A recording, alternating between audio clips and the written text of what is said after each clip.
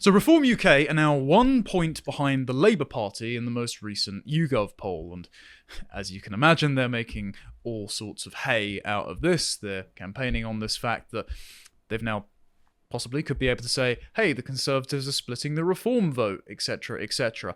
As things stand, if we had a general election right now, we'd have a hung parliament. It would be between three parties, and Reform the Conservatives would, despite much consternation in each base, probably go into coalition. But it's looking like Reform could actually win outright, unless the SDP make a really strong challenge to them, in 2029. It's good you're here, Will, because I wanted to talk about marginal or outsider parties than the big two who have disserviced us for a long time, but also what it takes to win to get there. Because in the last few days, and this is something that's been building over some time, Zia Youssef, who is the chairman of Reform, has put out this tweet, and there seems to be some opposition to some of the members of the base who are unhappy about certain things that Reform has done. So I'll read this out. During Reform's historic surge, we've been attacked harder by those who claim to be friendly critics, or critical friends, which is an important phrase, of Reform than the left-wing media. They are long-departed Reformers and UKIPers consumed with envy and bitterness and deal in lies. Sad, really. You could have just tagged Connor. I'll get to that in a moment. Who's he talking about? I wonder. Okay, so yes, I popularised the phrase critical friends, and I did so in this article that Richard Tice really didn't like very much. People within Reform who actually work on the team were very eager to assuage my concerns about Reform and say, here's what we're doing, here's the strategy, we'll listen to your concerns, and we're hoping that you're still supporting us. And they're very good lads. We both know them behind the scenes, won't say who, but they're good. Reform have got some competent team members, and I want to say that still inclined to support them, love what Rupert Lowe's doing. You'll never hear a bad word out of my mouth on him. But I did put at the bottom of this article, I'm a critical friend of Reform, please sort it out, the hour is too late for infighting and cowardice. And then that was taken up by Harrison Pitt, my co-host on Deprogrammed, Dan Wootton, and then Ben Habib.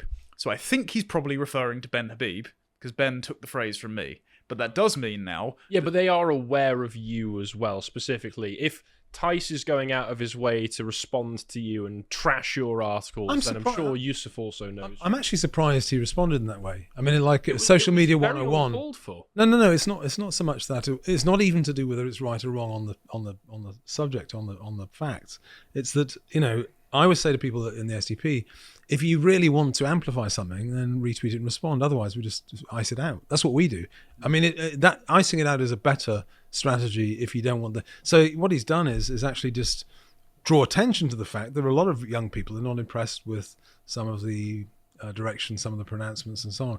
So, it's not very wise to do that. I was surprised he did that. But anyway, I think, and it wasn't intending to get in under anyone's skin, but it's because I mentioned his comment about that lot, as in the people that attend Tommy Robinson's rally. And before that happened, the overlap between the people that went on those Unite the Kingdom rallies and Reform voters, that Venn diagram was a circle. Yeah. Now it's been pried apart. And so rather than handling the situation as Douglas Murray would, or as I advise them to do, which is say, look, the issues that enabled Tommy Robinson to exist speak to a betrayal of the British public by the political and media establishment that have worked in lockstep to accelerate immigration. Reform have inherited this mess, and now we're going to clean it up so Tommy Robinson will no longer be possible. And I think, frankly, Tommy Robinson would probably like that, because he'd rather be at home with his kids than sitting in a cell right about now.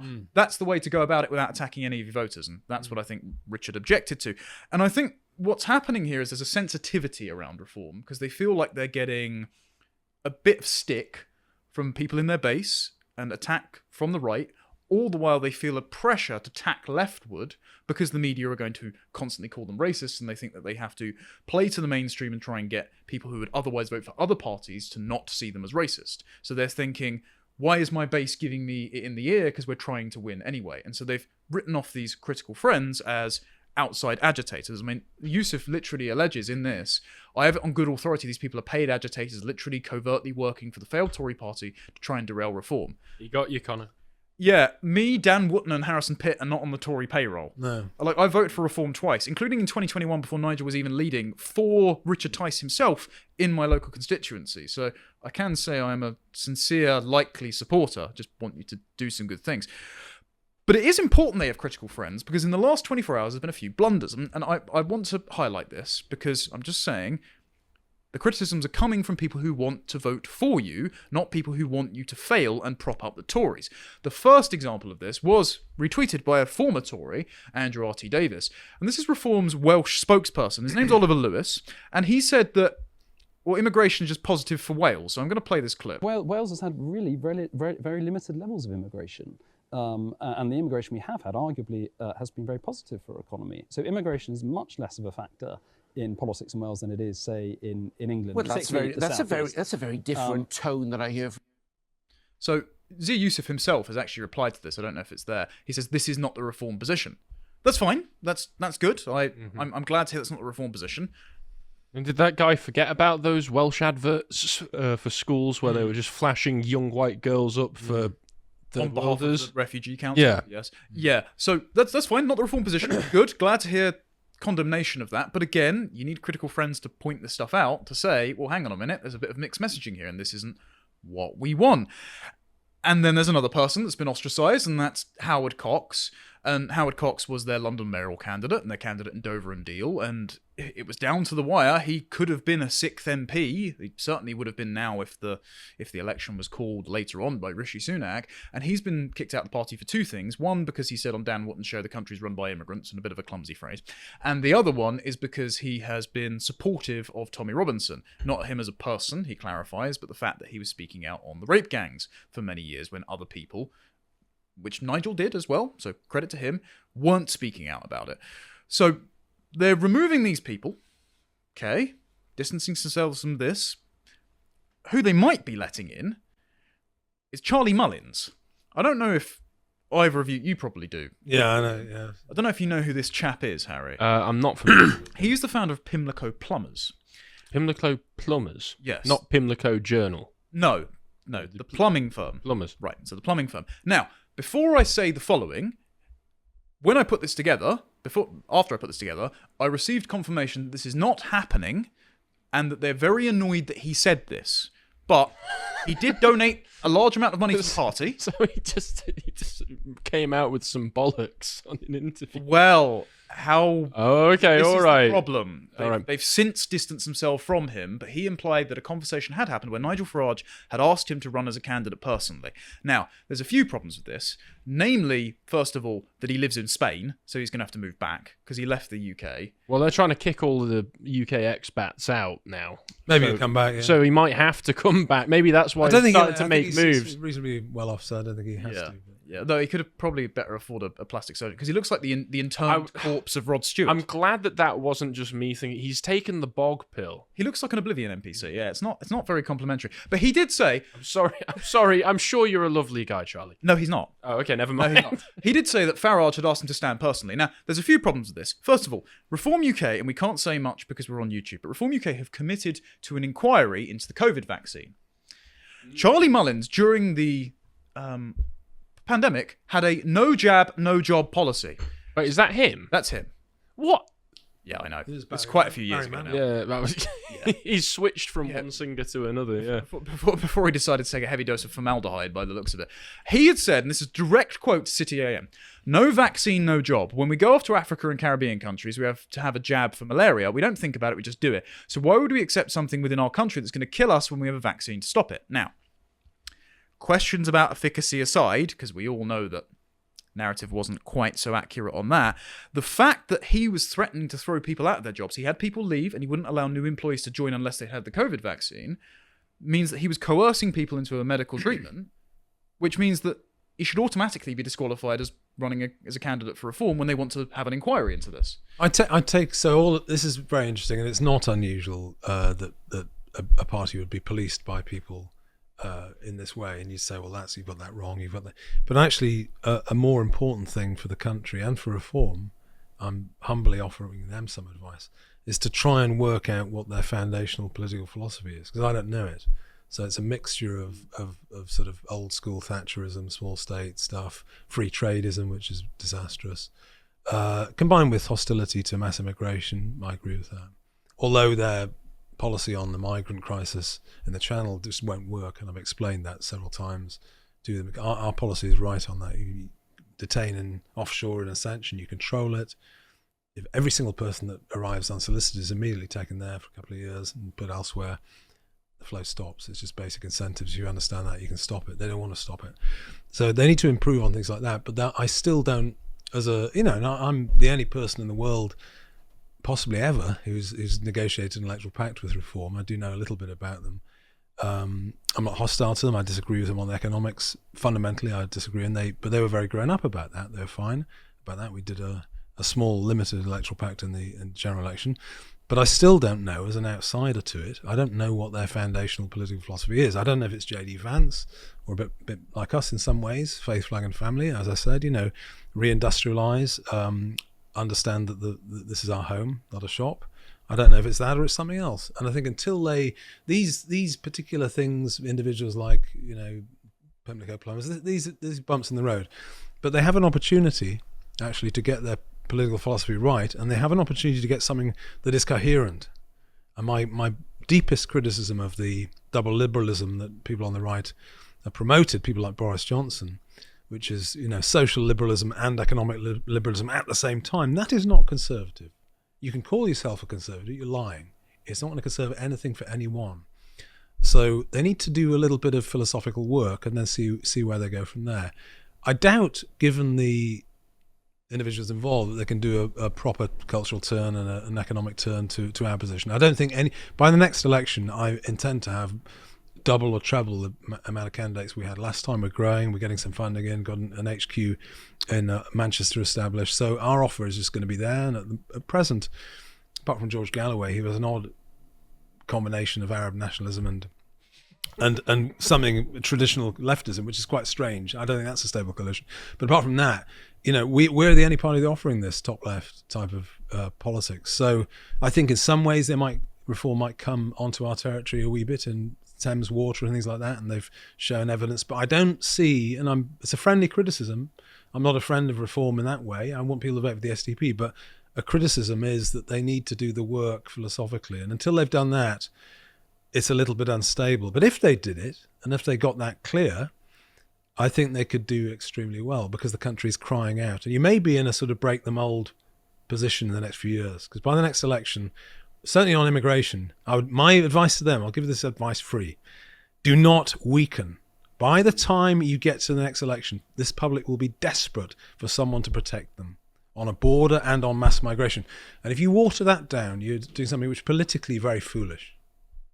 I think you're right that there's confusion looking from the outside to what Reform actually stands for. I think the best that I can get as an overall message is vaguely gesturing towards Labour and Conservatives and saying, we're not them. That seems to be the main message, outside of as well stop the boats and things like that. And for last year's election, when we'd just come off the back of 14 years of Tory government, that was enough to push them to the success that they did get. Yeah. But moving forward, you are right. I think they're going to be need to be more solid in what they're presenting. Well, evident of that split is their migration policy. We actually don't know what it is, because in the contract with the people, it's net zero immigration. And Rupert Lowe, who's their breakout That's candidate, a million in, million out.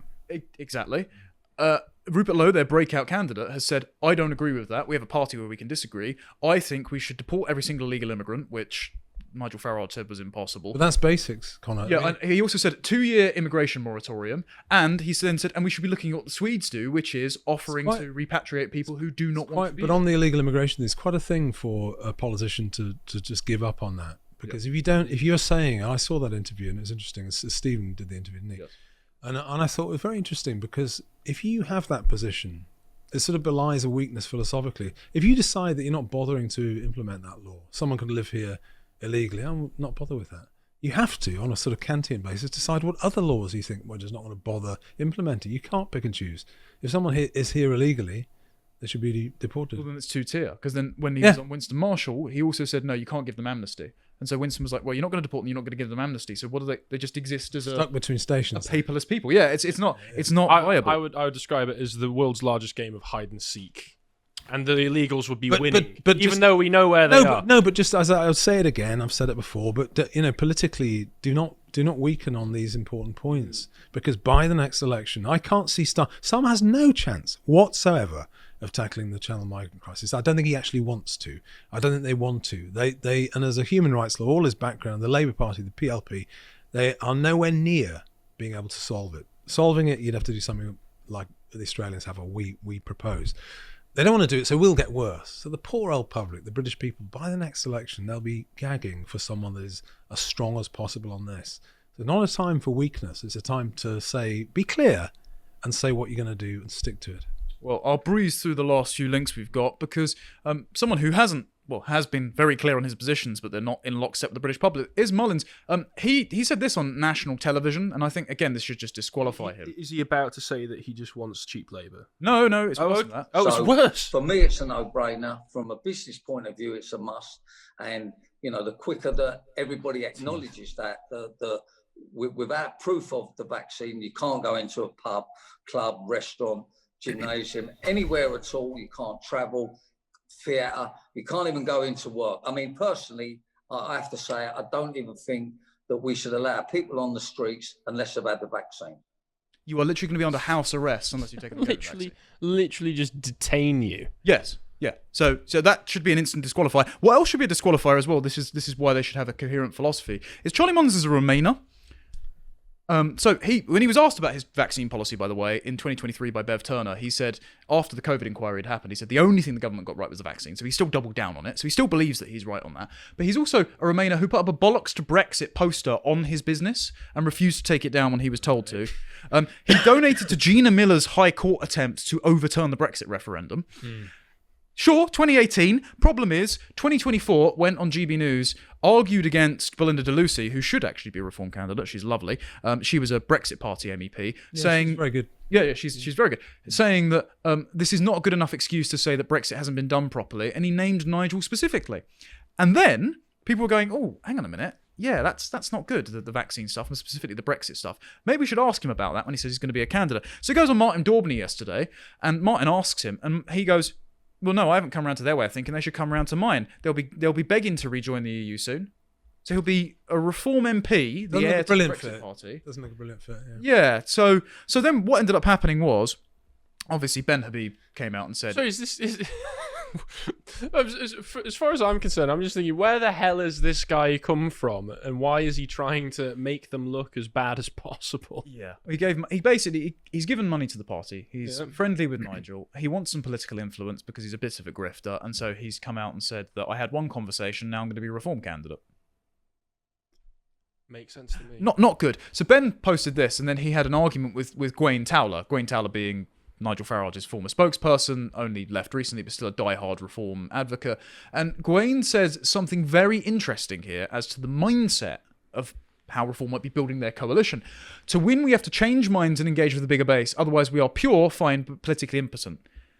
Point being, Mullins hasn't changed his mind at all.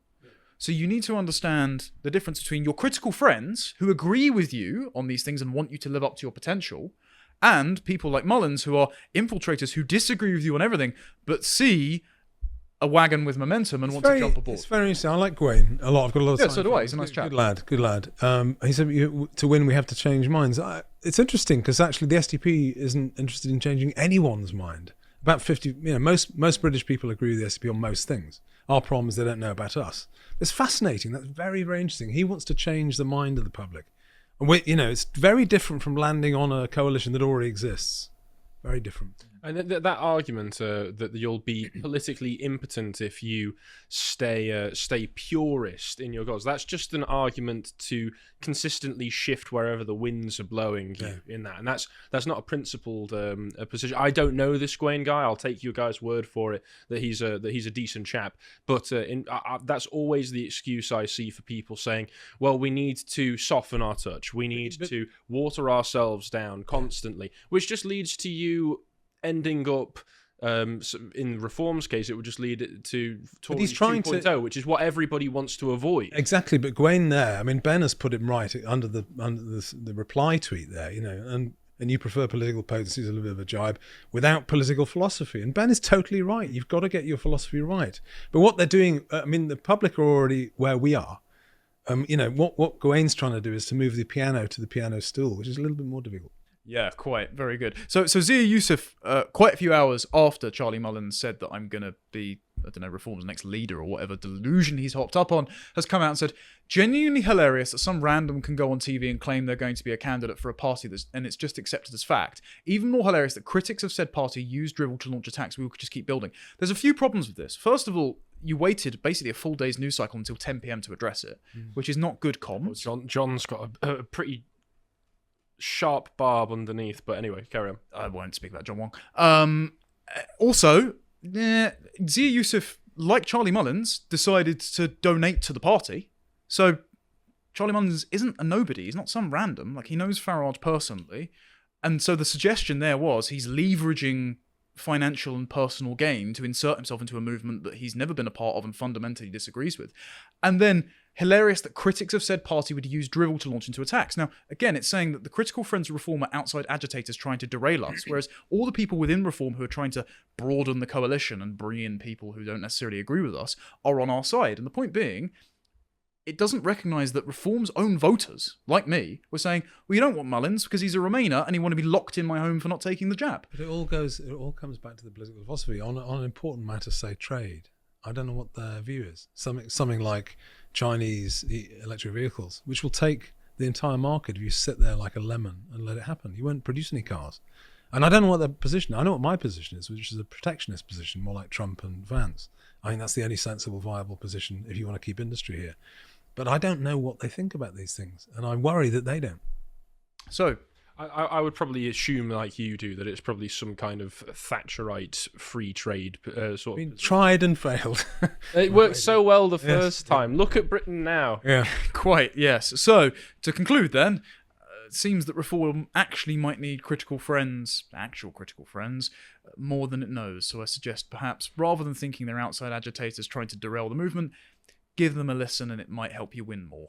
I hope you appreciated that segment from the podcast The Lotus Eaters, and if you want to see what else we're doing, you could always go to our website and watch our series Lads Hour, where we have a bit of fun.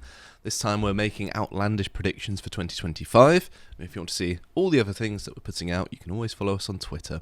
Thank you very much for watching, and goodbye.